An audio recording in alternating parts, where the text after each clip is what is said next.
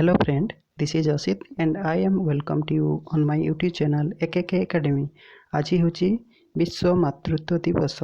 एही उपलक्षे मु आपण मानको अभिनंदन जणाउची। एही दिवस उपलक्षे किछि आपण मानको ब्रीफली कहबी। विश्व मातृत्व दिवस प्रति वर्ष मे मास सेकेंड संडे को पालन करा जायथे। एहा ए वर्ष सेकेंड संडे 10th मे रे पड़िला। विश्व मातृत्व दिवस प्रथमे 1908 मसीह रे अमेरिकार सोशल वर्कर अन्ना जाब्रिस को तांको माँ को स्मृति रे आरंभ करथिले। परे एहा जाति संघ द्वारा विश्व मातृत्व दिवस रूपे आख्या मिलिथिला।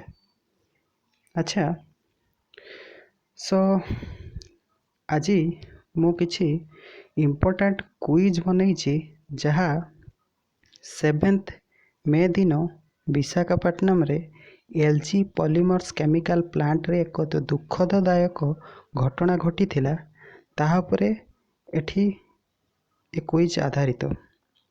सो चलंतु एबे आरंभ करिवा क्विज। एई भाईचाक गैस लीक ब्रिंग्स जो एठी मु जो लिखिछि Vizag gas leak brings back memory of Bhopal gas tragedy. Visakhapatnam में जो 7 तारिख जो घटी थिला एहा मध्य भोपाल गैस रे जो ट्रेजेडी हितला 1984 मसीह रे ताहा को हमकु मने पकाई दिछि। सो आरंभ करिवा क्विज जहा विशाखापट्टनम रे घटिथिबा घटनार उपरे आधारित। सो चलंतु। सो आजिर प्रथम क्विज अछि recently A gas leak has affected 5 villages in Visakhapatnam।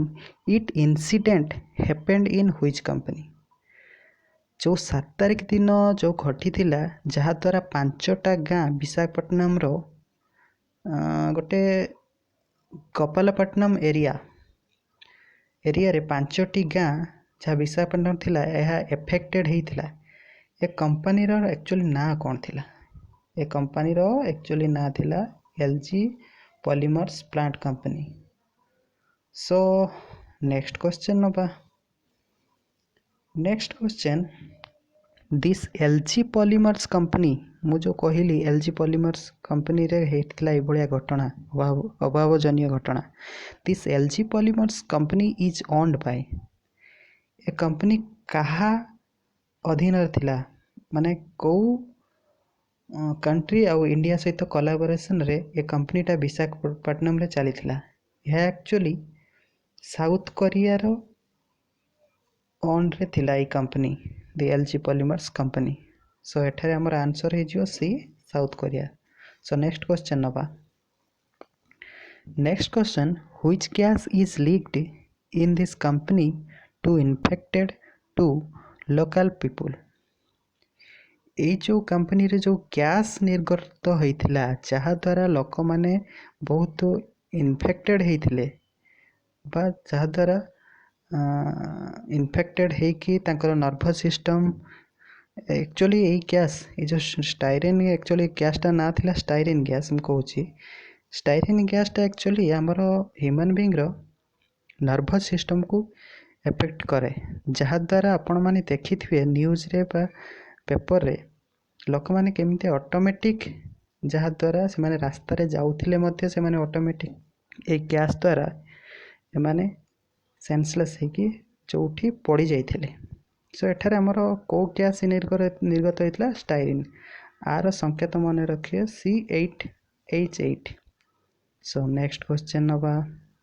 So next question, styrene gas is derived from which substance.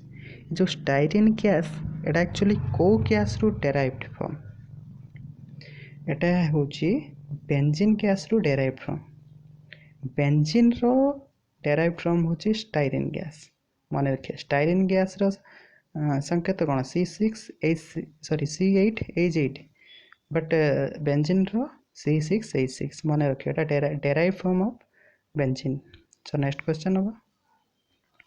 Next question styrene gas is also known as ये जो स्टाइरिन गैस आपको मध्य आउ कौन कह जाए ये गैस को सो मन रखिए स्टाइरिन गैस को इथाइनल बेंजीन गैस मध्य कह जाए कहीं बेंजीन रु डेराइव फ्रॉम बेंजीन रु ही आसी बेंजीन रु ही एटा गोटे derive from सेणु Etah styrene gas आपको मध्य कह जाए आर अन्य नाम मध्य ethenyl benzene gas so next question नबा So next question, styrene gas is a flammable gas that is used in the manufacturing of ये जो स्टाइरिन गैस এটা flammable highly flammable gas flammable माने ज्वलनशील गैस এটা जो कोई इंडस्ट्री यूज करा जाए कोई इंडस्ट्री यूज करा जाए स्टाइरिन गैस मन रखिए plastic and fibre glass industry Etah use करा जाए सो एलजी पॉलीमर्स आपण कोन जानि परछन एटा plastic fibre glass company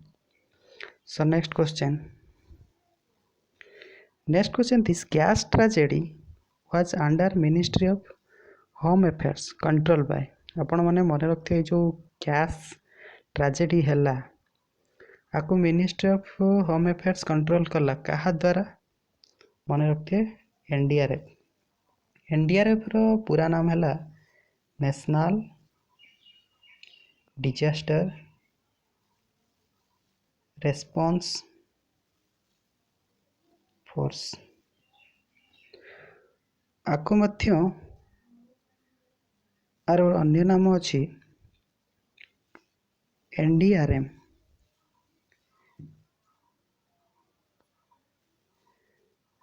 national disaster response management so एठारे हमर राइट आंसर है जो एनडीआरएफ सो नेक्स्ट क्वेश्चन होगा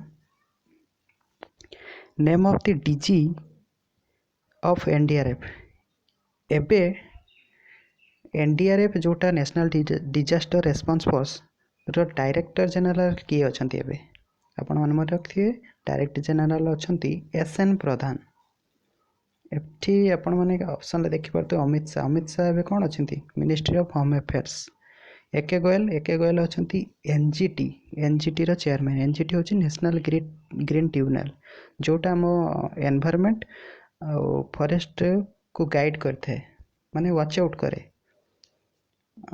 तापर प्रकाश जावड़ेकर कौन ministry of forest and environment so next question होगा the Bhopal gas tragedy was gas leak incident happened in which year जमती आपन को कही पूर्वर जो विशाखापट्टनम जो अभावनीय घटना घटीगला यह आमको कौन मन पकईला जो भोपाल गैस जो ट्रेजेडी होता केबे होता यह होता 1984 मसीह सो एठारे आमर आंसर कौटा हो बी 1984 1984 मसीहा सो next question in Bhopal gas tragedy which gas is leaked maximum Etah question आसे बहुत एग्जाम रे हम देखी मुझे फेस कर क्वेश्चन टा भोपाल गैस ट्रेजेडी को गैस लीक होता है मिथाइल आइसोसाइनेट मन रखिए बहुत लोग पिला कन्फ्यूज होती मिथाइल साइनेट बोले किंतु यार आंसर कोटा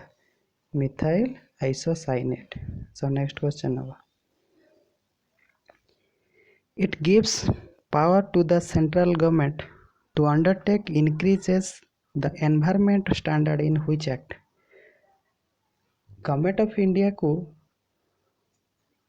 कौ एक्ट माध्यम रे एनवायरनमेंट प्रोटेक्शन करिया पई अधिकार मिलता है कौ एक्ट माध्यम रे मन रखिए environment protection act 1986 environment protection act 1986 सो नेक्स्ट क्वेश्चन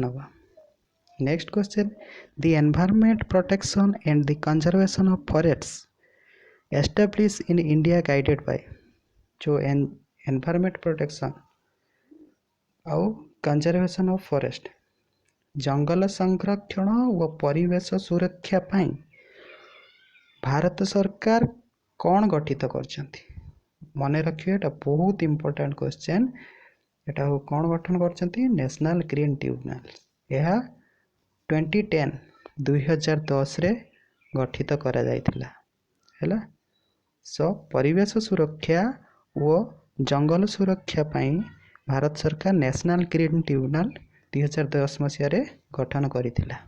ଏବେ ଏହାର ଚେୟାରମ୍ୟାନସିପ୍ ଚେୟାରମ୍ୟାନ୍ କିଏ ଅଛନ୍ତି? ଏବେ ଏହାର ଚେୟାରମ୍ୟାନ୍ AK ଗୋଏଲ, ଯେମିତି ଆଗରୁ କହିଥିଲି ଆଦର୍ଶ କୁମାର ଗୋଏଲ ଅଛନ୍ତି। ସୋ ନେକ୍ସଟ କ୍ୱେଶ୍ଚନ୍ ନେବା। ସୋ ଆଜି ପାଇଁ ଏତିକି।